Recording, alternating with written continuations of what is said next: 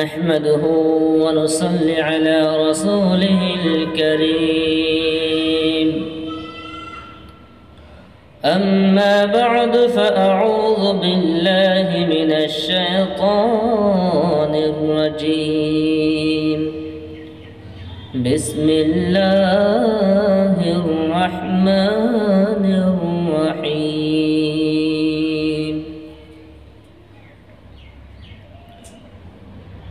قل هو الله أحد الله الصمد لم يلد ولم يولد ولم يكن له كفوا أحد. صدق الله العظيم. محترم दोस्तों बुजुर्गों, আজকে আপনাদের সম্মুখে আমি নিয়ে আসলাম আপনাদের সমস্ত ধরনের অভাব অনটন এবং পরিস্থিতি দূর করার দুরবস্থা, খুবই কঠোর পরিশ্রম পরিস্থিতি আপনাদের সম্মুখে আজকে সমস্ত প্রবলেম সলভ করার একটি সুন্দর আমল নিয়ে আসছি। সেই আমলটি আপনারা মনোযোগ সহকারে শুনবেন।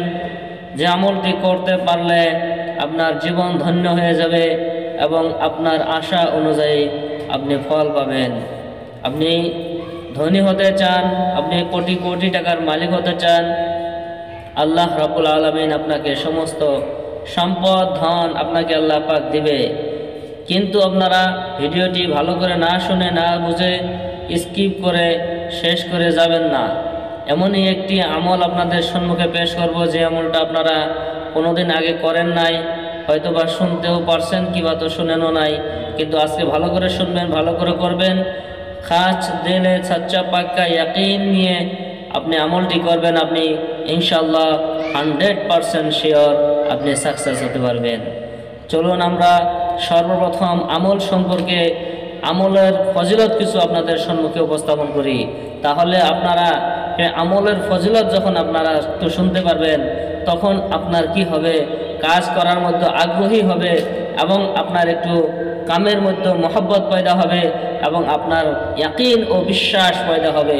যখন আপনার কাজের ভিতরে ইয়াকিন আর বিশ্বাস থাকবে, তখন আপনার কাজটির মধ্যে বরকত হবে। নবী করিম সাল্লাল্লাহু আলাইহি ওয়াসাল্লাম হাদিস শরীফের মধ্যে বর্ণনা করেছেন, ইন্নামাল আ'মালু বিন্নিয়াত। নবী করিম সাল্লাল্লাহু আলাইহি ওয়াসাল্লাম বর্ণনা করেছেন, যে ব্যক্তি যে কোনো কাজ শুরু করলো, প্রত্যেকটা কাজের নিয়তের উপরে হইল, তার ভিত্তি করে। নবীর নিয়ত যদি ভালো থাকে, তার নিয়তের উপরে ভিত্তি করে আল্লাহ রাব্বুল আলামিন তার ফলাফল দান করে। যদি কোনো ব্যক্তি ভালো কাজ করলো, নিয়ত ভালো থাকে, তাহলে সেই ব্যক্তি সওয়াব পাবে, আর ভালো কাজ তার ভালো সান্নিধ্য হাসিল হয়ে যাবে। আর যে ব্যক্তি খারাপ কাজ করে, তার নিয়ত যদি ভালো থাকে খারাপও থাকে, তাহলেও সে খারাপের ফলটা পাবে। মোটামুটি ভালো কাজ করতে হবে, কিন্তু ভালো কাজের সময় নিয়ত সাফ এবং সুতরা ইয়াকিন পাক্কা সাচ্চা পাক্কা হইতে হবে। আল্লাহ রাব্বুল আলামিন আমাদেরকে রিজিকের মালিক নিজে জিম্মাদারি নিয়ে নিয়েছেন। আল্লাহ রাব্বুল আলামিন কোনোদিন কোনো ব্যক্তিকে না খায়া মারবেন না। নবী করিম সাল্লাল্লাহু আলাইহি ওয়াসাল্লাম আল্লাহর দরবারে আরজ করলেন, ইয়া রাব্বুল আলামিন আল্লাহ, আপনার কাছে আমি তিনটি দোয়া করি। আল্লাহর নবী সাল্লাল্লাহু আলাইহি ওয়াসাল্লাম আল্লাহর কাছে তিনটি দোয়া করেছিলেন।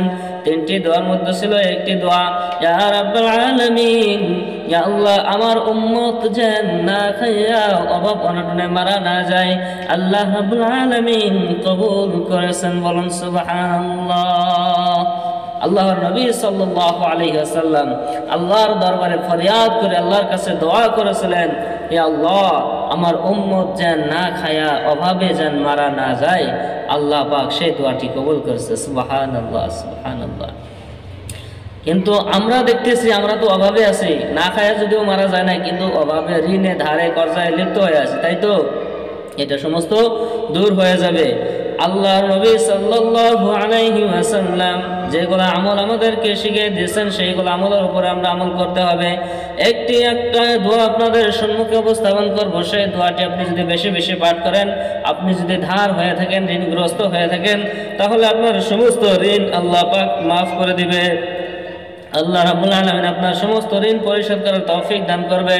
সেই ঋণটি পরিশোধ করার দোয়াটি হলো নবী করিম সাল্লাল্লাহু আলাইহি ওয়াসাল্লাম শিখিয়ে দেওয়া দোয়া, আল্লাহুম্মা কফিনি বিহালালিকা আন হারামিকা ওয়া আগনিনি বিফাদলিকা আম্মান সিওয়াক।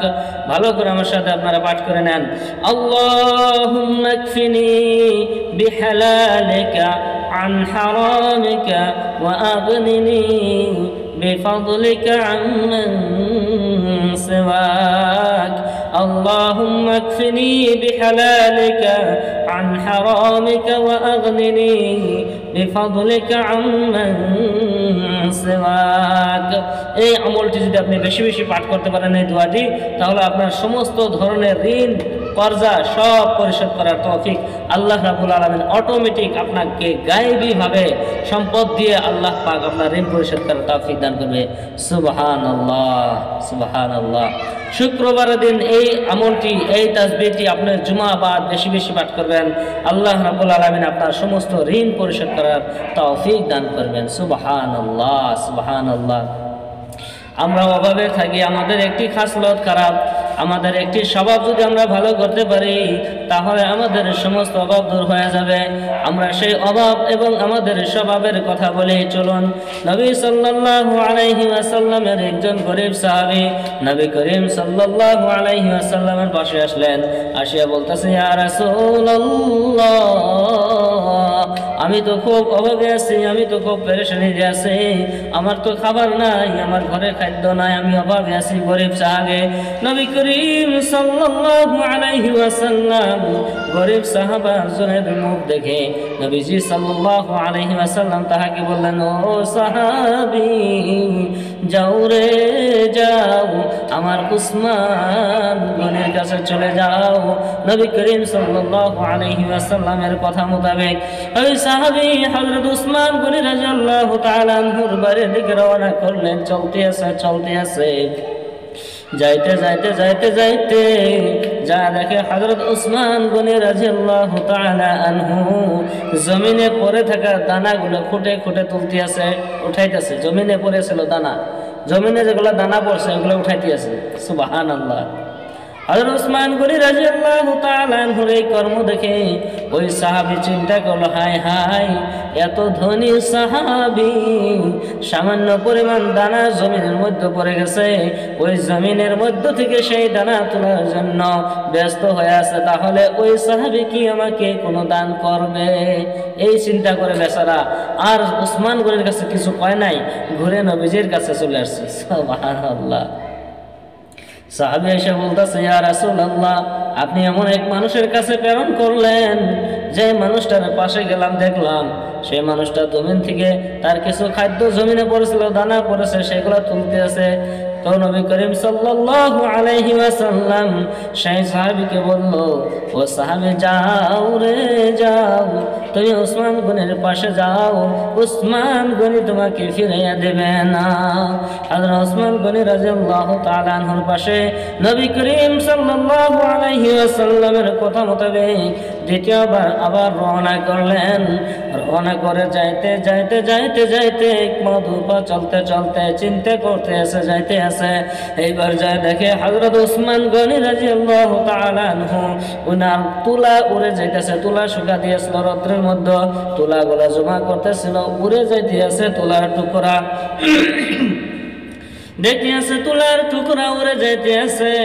হযরত উসমান গনি রাদিয়াল্লাহু তাআলা আনহু বাতাসের সাথে সাথে দৌড়ে যাইয়া ওই তুলার পিছনে যাইয়া ওই তুলাটাকে ধরে ধরে আবার আনিয়া হযরত উসমান গনির নিজের গন্তব্যস্থানে বালিশের ভিতরে রাখতে আছে। হযরত উসমান গনি রাদিয়াল্লাহু তাআলা আনহুর এই কর্ম দেখে ওইজন সাহাবী তো আরো অবাক, আরো বলতেছে, হাই হাই, নবীজি আমারে কেমন এক সাহাবীর কাছে প্রেরণ করলেন, যে সাহাবী নিজে নাকি তুলাকে উড়ে যাইতে দেয় না, ধরে নিয়ে আসে। এত একজন কঞ্জুর সাহাবী, আস্তাগফিরুল্লাহ, সেই সাহাবী কি আমাকে দান করবে? এই কথা চিন্তা করে সেই সাহাবী আবার দৌড়ে নবীজির কাছে আসলো। আয়েশা বলতেছে, ইয়া রাসূলুল্লাহ, আপনি এমন একজন সাহাবীর কাছে আমাকে প্রেরণ করলেন যে সাহাবী নাকি বাতাসে তুলে উড়ে যাওয়া দেখলেও সেই তুলাকে ধরে নিয়ে আসে। সেই সাহাবীকে আমাকে কিছু দান করবে? এই চিন্তা করে ওই সাহাবী করে যে আবার নবীজির কাছে এরকম ভাবে বলতে আছে। নবী করিম সাল্লাল্লাহু আলাইহি ওয়াসাল্লাম একজন সাহাবীকে বলল, সাহাবী রে সাহাবী, তুমি আমার উসমানকে চেনো না? তুমি আমার উসমানকে যদি চিনতে পারতা তাহলে আর তুমি ঘুরে আসতা না।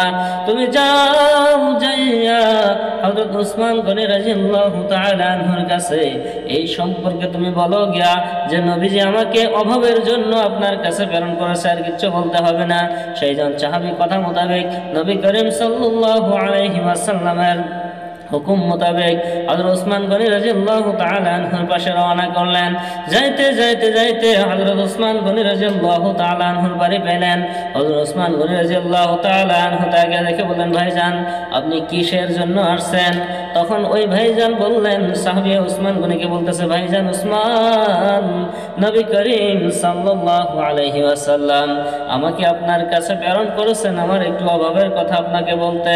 হযরত উসমান গনি রাদিয়াল্লাহু তাআলা আনহু ওইজন সাহাবীকে বলতেছে, যাও, আমার একটি কাফেলা আসতে আছে, ওই রাস্তার মধ্যে দাঁড়িয়ে থাকো। ওই কাফেলা যখন আসবে ওই কাফেলার ম্যানেজারকে আপনি বলবেন, ও ম্যানেজার, হযরত উসমান আমাকে একটি উট দিতে বলেছে। সুবহানাল্লাহ। হযরত উসমান গনি রাদিয়াল্লাহু তাআলা আনহু ওই সাহাবীকে বলে, তুমি যাও ম্যানেজারকে বলবা যে একটি উট সহ একটি গাড়ি, উটের বোঝা, উটের সাথে যতটুকু সামান আছে সমস্ত সামান সহ আমাকে দিয়ে দিতে বলেছে। ওই সাহাবী সত্যি করেই ওই রাস্তার মধ্যে দাঁড়ায় রয়েছে। যাইতে যাইতে দাঁড়ায় থাকতে থাকতে এমন এক সময়ের মধ্যে হযরত উসমান গনি রাদিয়াল্লাহু তাআলা আনহুর কাফেলা কর্মচারী ম্যানেজার সহ আইতে আছে। আস্তে আস্তে এমন এক সময় ওইজন সাহাবীর পাশে দাঁড়ায় গেলেন। ওই সাহাবী ডেকে ডেকে বলতেছে, ও ভাই ম্যানেজার, হযরত উসমান গনি রাদিয়াল্লাহু তাআলা আনহু উনি আমাকে একটি উট ও মাল সহ আমাকে দিয়ে দিতে বলেছেন, উনি আমাকে দান করেছে। ভাই ম্যানেজার কত আমানতদার, একটু লক্ষ্য করে দেখুন। হযরত উসমান গনি রাদিয়াল্লাহু তাআলা আনহু এমন এক ম্যানেজার রেখেছিলেন, এমন এক আমানতদার, এমন একটি মুসলমান, তার মুসলমানের চরিত্র কেমন দেখুন। সেই ব্যক্তি বলতেছে, ও ভাই পথিক রে, যার মাল তাহাকে সমঝাইয়া না দিয়া আমি তোমাকে দিতে পারবো না, কারণ যার মাল সে তো আমাকে এখনো অর্ডার করে নাই। আমি তো আমানতে রাখছি, আমানতে আছি, আমি তো সেই মালটি আমানত রেখেছি। এই মালটি মালিকের কাছে পৌঁছায় না দেওয়া পর্যন্ত আমি তোমাকে দিতে পারবো না। ওইজন সাহাবী ঘুরে গিয়ে হযরত উসমান গনি রাদিয়াল্লাহু তাআলা আনহুকে বলতেছে, ও ভাই উসমান, কেমন ম্যানেজার রেখেছেন, আপনি যা হুকুম করেছেন তা মানে না। বলে কি করেছে?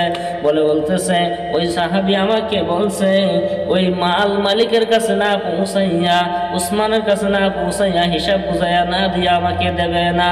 হযরত উসমান গনি রাদিয়াল্লাহু তাআলা আনহু মুস্কি হেসে বলতেছে, ভাই তুমি গিয়ে এবার ম্যানেজারকে বলো এই কাফেলার ভিতরে, এই দলটার ভিতরে, এই কর্মচারী লেভেলে যত সামান, যত উট সহ মাল নিয়ে আসছে সমস্ত উট ও মাল সহ তোমাকে দিয়ে দিলাম, তুমি গিয়ে ম্যানেজারকে বলো। সুবহানাল্লাহ, সুবহানাল্লাহ। এরকম হতে হয়। ধনী হলে ভাই এমনটা করবেন, কিন্তু আপনি যদি ধনী হন দান করবেন বেশি করে, আর যদি দান না করেন তাহলে আল্লাহ পাক আপনার কাছে আবার টেনে নেবে। আল্লাহ আপনাকে ঢিলে দেবে, দেখবি আল্লাহ পাক যদি আপনি দান না করেন আল্লাহ পাক আবার টেনে নিয়ে নেবে। চিন্তা করবেন, খুব হিসাব, ধনী হইতে হলে খুব হিসাব আছে ভাই। তখন ওই সাহাবী গিয়া নবী করিম সাল্লাল্লাহু আলাইহি ওয়াসাল্লামের এক সাহাবী, গরীব সাহাবী পথিক ম্যানেজারের কাছে যায় বলতেছে, ও ভাই ম্যানেজার, উসমান গনি আমাকে বলে দিল উসমান গনি রাদিয়াল্লাহু তাআলা আনহুর এই কাফেলার মধ্যে যত মাল আছে, যত উট আছে, সমস্ত মাল উট সহ সমস্ত উট গাড়ি আমাকে উনি হাদিয়া দিয়ে দিয়েছেন। সুবহানাল্লাহ। তখন ম্যানেজার বলল, সমস্ত কিছু যদি দিয়ে দিছে তাহলে তো আমার আর বলার কিছু নাই, তাহলে আপনার মাল আপনি নিয়ে যান। তখন ওই মাল, সমস্ত মাল উনি মালিক বর্তমান। উসমান গনি রাদিয়াল্লাহু তাআলা আনহু মাল তখন যাকে ওনাকে হাদিয়া দিলেন গরিব সাহাবীকে, ওই গরিব সাহাবী হলো ওই মালের মালিক।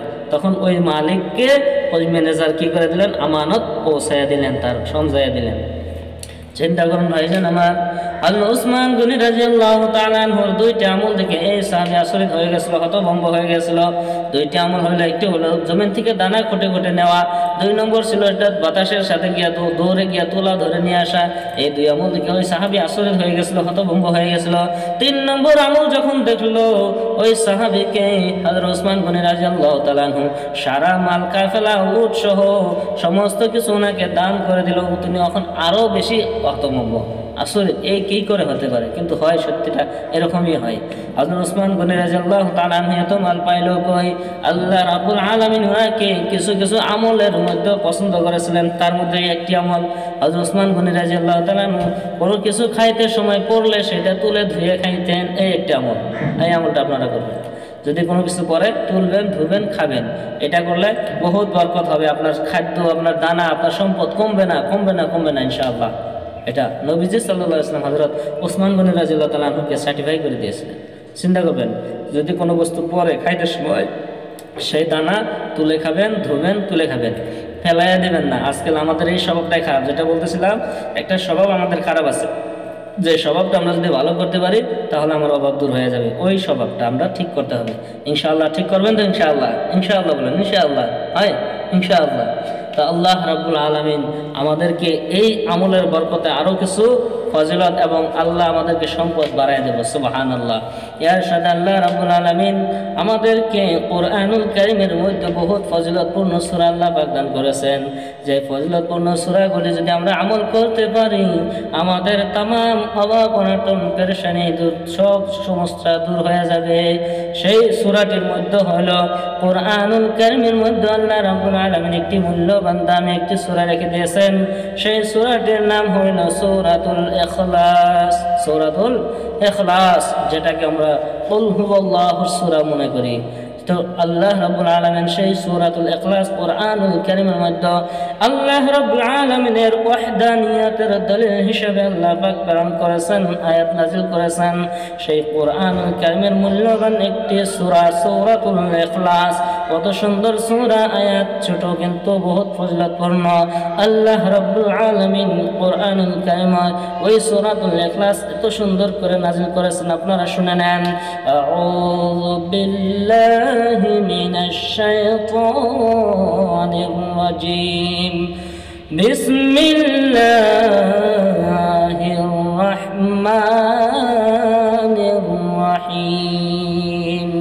কুল হুয়াল্লাহু আহাদ, আল্লাহুস সামাদ, লাম ইয়ালিদ ওয়া লাম ইউলাদ ওয়া লাম ইয়াকুল লাহু কুফুয়ান আহাদ।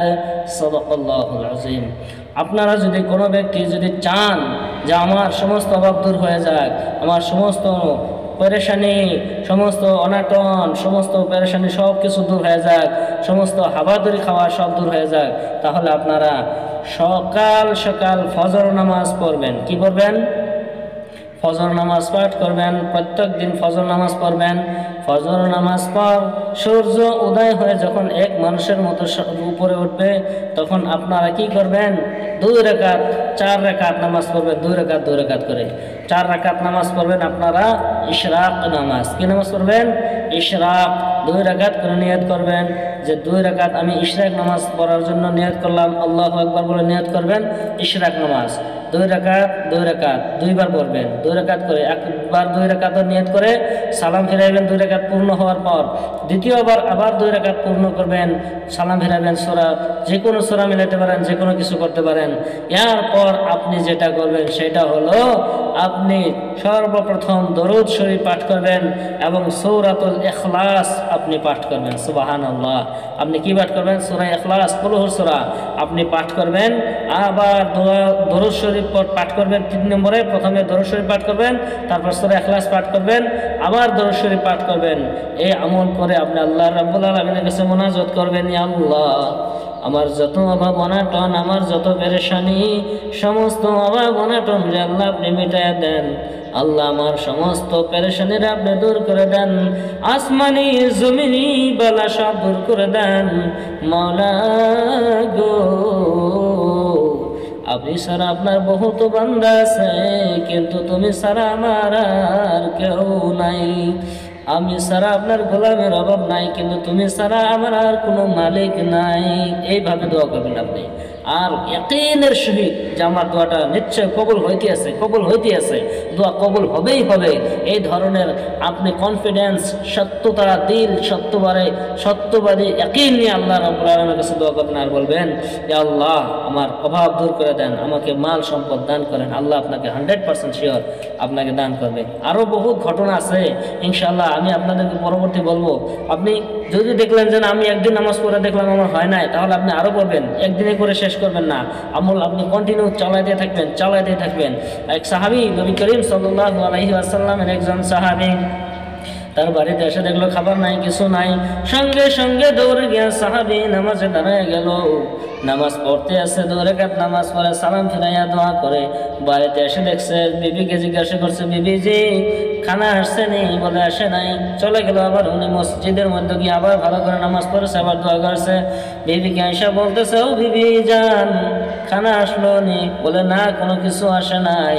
বিবির কাছে বলে আবার চলে গেলেন তিনি মসজিদের মধ্যে গিয়া 2 রাকাত ভালো করে নামাজ পড়ে ভালো করে দোয়া করলেন, আল্লাহর কাছে কাকুতি মিনতি করে 2টি চোখের পানি ফেলে আল্লাহর কাছে দোয়া করলেন এবং বিশ্বাসের সহিত দোয়া করলেন, আল্লাহ এইবার আমার দোয়া নিশ্চয় আপনি কবুল করবেন, আমাকে খালি হাতে ফেরত দেন না। আমি অভাবে আছি, অনাটনে আছি, পেরেশানিতে আছি, আমি অনাহারে আছি, আমার পরিবার অভাবে আছে, আপনি দয়া করে আমার দোয়ারে কবুল করুন। সুবহানাল্লাহ। এইভাবে দোয়া করছেন। তখন দোয়া করার সাথে সাথে চলে গিয়া দেখে ওনার বাড়ির মধ্যে ওনার বিবি বলতে আছে, আমাদের খানা এসে গেছে। ওই সাহাবী জিজ্ঞাসা করলো, বলে কেমনে এসে গেল? বলে আমাদের বাড়িতে অটোমেটিক চাক্কি ঘুরতে ঘুরতে দানা এসে আটায় বাড়ি হইতে আছে। সুবহানাল্লাহ। অটোমেটিক চাকা ঘুরতে আছে, চাক্কি যেটা আটা বের করার চাক্কি আছে, ওটা ঘুরতে আছে, দানা বেরিতেছে, ঘুরতে আছে, আটা বেরিতেছে, আটা বেরিতেছে। আল্লাহর রহমত। সুবহানাল্লাহ। আপনার সত্য দিলের আপনি আমল করতে হবে। সত্যিকারের যদি আপনি আমল করতে পারেন, হালাল রুজি খাবেন, মিথ্যা কথা বলবেন না, চোখ মুখের হেফাজত, আপনি সৎ পথে চলেন, আপনি কারোর সাথে বেঈমানি করবেন না, ধন সম্পদ থাকলে আপনি দান খয়রাত সাদকা করেন, এতিমকে মহব্বত করেন, আপনার এইগুলো আমল যদি থাকে, আপনি 100% শিওর, আপনার কনফিডেন্সের উপরে ভিত্তি করে আল্লাহ রাব্বুল আলামিন আপনাকে সমস্ত ধন সম্পদের ভান্ডার মালিক আপনাকে বানিয়ে দেবে, আপনাকে করোড় করোড় টাকার মালিক আল্লাহ রাব্বুল আলামিন বানিয়ে দেবে। আশা করি আপনার এই কথাগুলো ভালো লাগবে।